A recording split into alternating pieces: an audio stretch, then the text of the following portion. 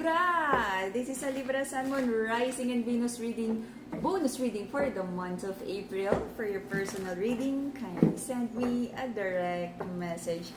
Kamusta ang summer? Ang init! Alright, Libra. Libra Sun, Moon, Rising, and Venus bonus reading for the month of April. For your personal reading, kindly send me a direct message. Let's see ang mga lover boy at lover girls. Libra, the Venusians. Let's see. Team love and money. Alright, Libra. Libra, Sun, Moon, Rising, and Venus. Ano yan? Conflict, cheating. Alright, Libra. Libra, Sun, Moon, Rising, and Venus. Bonus reading for the month of April. Let's see. Anong merons? Marami yan, merons. Alright, so, PM lang for your personal reading. Kapag in doubt, PM muna ako. Sa mga lumang client, alam nyo na ang ating nag-iisang account. Alright, ang crystals nakasale pa, so take advantage of the discounted price. Libra.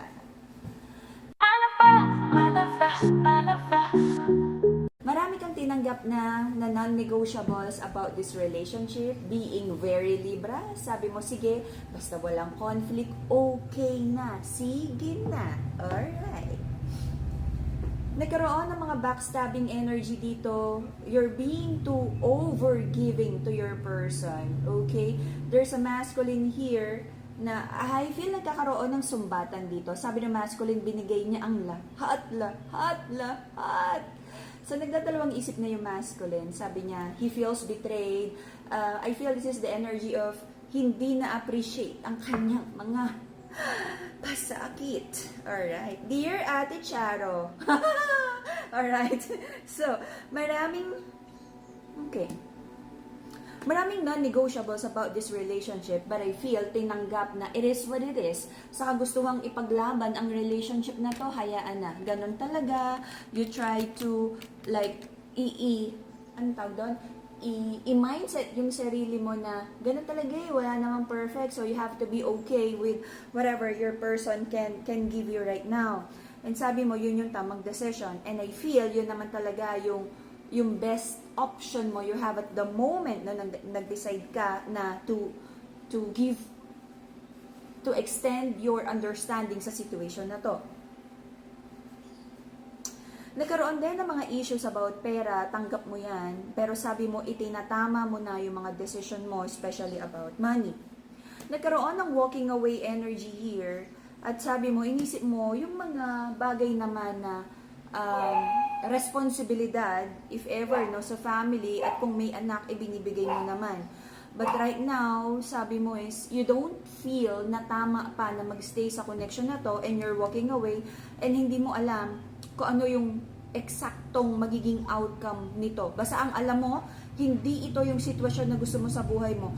Alam mo na kung ano yung paulit-ulit na outcome ng situation na to, and right now, sabi mo, hindi mo alam kung anong meron sa kabilang bakod. Hindi mo alam kung ano yung meron dun sa door na bubuksan mo because mag-e-exit ka sa current situation na to. Sabi mo, I don't care kung anong meron doon. This is the devil that you know. It's better to deal with the devil that you don't know. Baka naman mas mabait yung devil na yun sa kabilang door kaysa naman itong paulit-ulit na toxic energy nung current connection na to na parang linta na hindi mo matanggal. Parang octopus. Nakadikit na ganon. Alright, so sabi mo pagdating sa pamilya, nanay, tatay, kung may anak, no? Sabi mo is walang problema, ibibigay mo ang responsibilidad. But may mga situations na sabi mo is hindi mo na kayang magstay doon. But the responsibility, sabi mo walang problemang tumulong. Alright? But may mga certain connections sa buhay mo na sabi mo hindi mo na kaya na doon ka sa shower, medyo paluhod-luhod ka, umiiyak. Sabi mo, Lord, na to, hindi ko na kaya. Tapos sumusuntok-suntok ka sa pader. Ganun ang mga drama ng mga Libra ngayon. Okay, so, nagkaroon ng conflict because sabi mo, ang hirap to move forward sa connection na to. There's a masculine here na parang hindi kaya ng direct conversation. Maraming paligoy-ligoy, maraming sahog-sahog. nagkaroon ng conflict sa connection na to. At I feel hindi nagkaroon ng clarity because someone cannot handle a difficult conversation. I don't know, kasi minsan naman, kaya ganito yung masculine na hindi makapagsalita ng diretso. It's either, most naman din sa lalaki, no, hindi magaling sa expressing yung thoughts and feelings. But this is like, sa bagay parang, this is the energy of I feel and expect na rin naman yung masculine na kahit anong gawin at sabihin daw niya may conflict pa rin naman. Sabi ng feminine here, trying to step back at nandun na rin siya sa decision making about this connection. Naging totoo ang pagmamahal. You want victory and truth sa situation na to, but napakaraming lies and deceitful energy here. There's a walking away energy and someone wants to reconnect with an old flame, an old love, at sabi niya, alam niya na yun yung tamang gawin. And for this reconnection to happen, meron siyang iniwanan na isang connection na alam ng mga Libra na hindi na tama para sa kanila. There is an energy here of someone is still attached from like someone na kinonsider niya na power couple energy, the Empress, the wifey energy. But it seems like nawala yung plano na yon for whatever blockage na nangyari in the past, but someone is still holding on so tight sa connection with the feminine, okay? So with the masculine, I feel he's torn between isang connection na parang play-play lang or alam niyang hindi long-term at isang connection na alam ng masculine na ito yung long-term at like makakatulong niya to have the power couple energy. Right? Let's see. The reason for the reading is Hierophant, kasal, tradition, kasunduan, a promise of love. There's a feminine here na nag-hold back ng offer of love, na bigyan siya ng pangako ng masculine. And at some point, no, I feel nag-start tong connection na to na nagdala ng swerte sa inyong dalawa, especially sa mga Libra, okay? This is the connection na magaan kasama, and parang swerte yung energy ng tao na to, nabigyan mo to ng pangako. Recent past, kung ano yung mga manifestations mo, I feel, nararamdaman mo na parating na. Because this is like, you're waiting for a harvest time. There is an energy of like, home life na nagkakaroon, medyo unstable, maraming misunderstanding. But sabi mo, you have to take a leap of faith, you have to have a new mindset, a new approach to this home life para mas maging balanse, para ma-fine tune.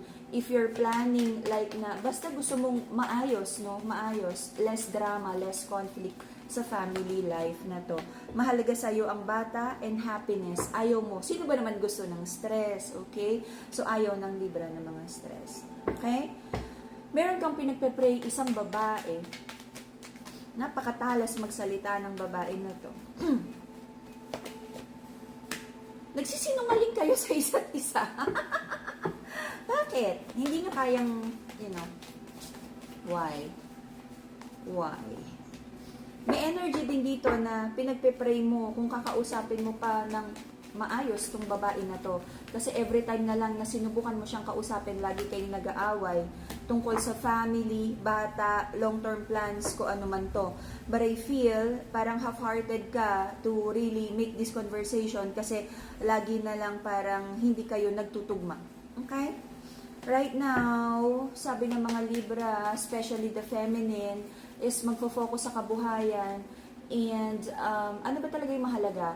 It's like realigning ng priorities. Okay? Woo! May dalawang babae. So, to manifest abundance, Brazilian citrine, the yellow crystal. This is for abundance and happiness. Okay? May dalawang babae dito. Stability. I feel the masculine is being practical right now. Sabi niya, ang buhay ay hindi puro pag-ibig at lust. nagkakaroon ng realization, sino rin ba ang magiging power couple energy, sino yung mas stable, sino yung mas marunong mag-handle ng pera. Kasi ako, naniniwala ako dito na parang syempre, kahit gaano kalaki yung kitain mo, kapag loose tie, kapag mabisyo, kapag nagsusugal, kapag kung ano man, di ba, yung maling paghawak ng pera, mauubos kahit gaano karami to. Okay? So, sabi ng person, mga Libra, focus din siya sa trabaho, building the empire. Sabi ng feminine sa connection na to, parang kung hindi niya maramdaman na reliable yung masculine, siya na yung magtataguyod ng buhay niya. Okay? Sabi niya wala siyang masasandalan kung hindi ang sarili niya. May mga doubts here kung dapat pa ba talagang magbigay sa connection na to or totally i-cut off, or kung hindi naman maiwasan, kung hindi talaga ma-cut off yung energy na to, is like paano lang ma-limit or ma-minimize or ma-manage yung energy spent with this person, sabi ng masculine. Okay? Until the end of July, there's an energy of like energetically attached pa rin kayo sa isa't isa, and there's an energy of like baka you might trigger each other's emotions, magkainisan, magkapalitan ng hindi magandang salita na naman.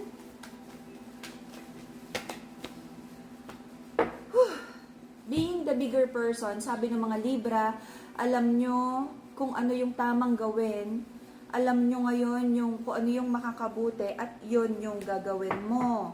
Hindi ka na magpapadala sa emotions mo, and you'll do what's best for you. But I feel there's an energy of napapagod ka na, gusto mong magpahinga, magbakasyon, to take a break sa gulo na to. Meron kang gustong iwanan na situation na alam mo namang hindi naman strong to build with, hindi pang long term. You want to rebuild your life. You want to rebuild your finances. Sabi mo, with or without the help of your person, kasi nararamdaman mong hindi naman reliable yung person mo. Parang hindi mo na siya kakausapin. Sabi mo, lagi namang sinungaling tong person na to. So, hindi mo nakakausapin. If may batang involved, I feel yun lang yung mag-hold back sa inyong dalawa, kaya meron pa rin like attachment sa inyong dalawa. But ima-manage mo na yung time spent with this person hanggat kayang hindi na, kung bata na lang talaga, ipasyal na lang yung bata or magbigay ng sustento. But I feel, Libra, lalayo ka na sa energy na to. You might be dealing with a Leo, Sag, Aries, Taurus, Leo ulit, Taurus, Aries, Leo, Sag. Yun. So, I feel, unti-unti, yung mga Libra kasi ang tagal mag-decide with the scale, yung ano nyo, what do you call that? Yung symbol, di ba? Yung scale. Most of the time, ang hirap i-balance niyan. It's either you're so much considering yourself or so much considering other people. Yan yung challenge ng mga Libre, na balansehin ang timbangan na yan. So, i-recalibrate, and if you make a decision, just make sure na balance ito para sa lahat, hindi lang favorable sa'yo, hindi lang favorable para sa kanya. May masasaktan at masasaktan if you do the right thing. Lalo na ganito na ang daming gulo. But look at what's long term. Kung may masasaktan, makikita nyo naman in the long run, temporary yung pain, but magiging maayos in the future. Kesa naman, mag-stay ka sa same old toxic connection na alam mo na kung gaano to ka paulit-ulit at wala namang like positive transformation na maaaring mangyari.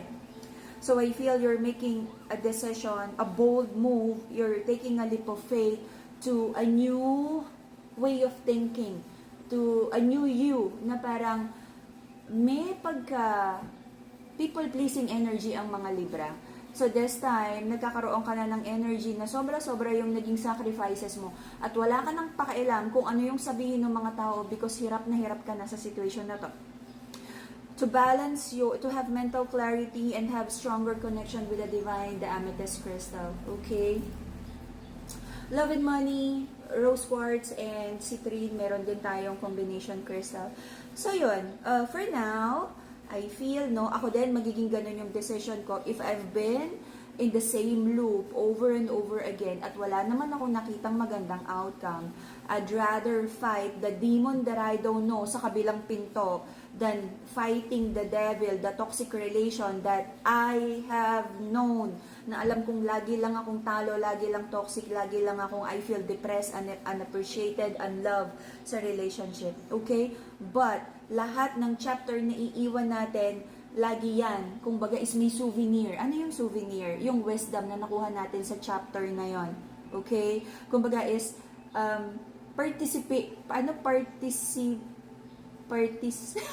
ito na naman ako. The certificate of participation certificate. Ano ba? Anong precipitation? Pinagsasabi mo. So, so parang you have that. You have that certificate na parang, okay, you participated. And then bonus kapag meron kang like recognition na natapos mo yung lesson na to na maganda. Okay? Okay, parang ano yan di ba, the computer game. You cannot go to the next higher level nung game if hindi mo natapos tong game na to. Okay? Dapat matapos and then you go to a higher level of mga module natin, kumbaga sa school. Alright? So, you're taking a leap of faith, a new chapter. Congrats! Okay? And I pray na makagawa ka ng tamang decision for you. And marami ditong, you know, if tatawid ka sa bridge ng another chapter of your life, that would require a stronger, a newer version of yourself, a wiser version of yourself. So, ibig sabihin, if may kino-close tayong chapter, kapag nakita mong like this is a new, you know, a new everything, and that means natapos mo na yung same old na chapter na ang tagal mong inikot-ikutan because of the people-pleasing energy and being undecisive. Okay? So, yeah. Let's see kung paano rin ang takbo ng energy na to. PM me for your personal reading. PM me for your crystals. Take advantage of the discounted price ng ating mga crystals. Okay? And that would be for now. Medyo, alam mo yon, parang curtains closing to this chapter. At meron akong nararamdaman na like mas magandang chapter for you because you have the strength already to, you know, to conquer yung mga fears mo of the unknown. And yeah, this would require a lot of growing up to do pa rin. And let's see, sa next chapter ng life ng mga Libra. Ang ganda nung pasok. I feel this would be for the second quarter. Moving forward. So, and that will be the Libra reading for the bonus reading for the month of April. See you again in a few days for your April-May reading. Bye-bye, Libra!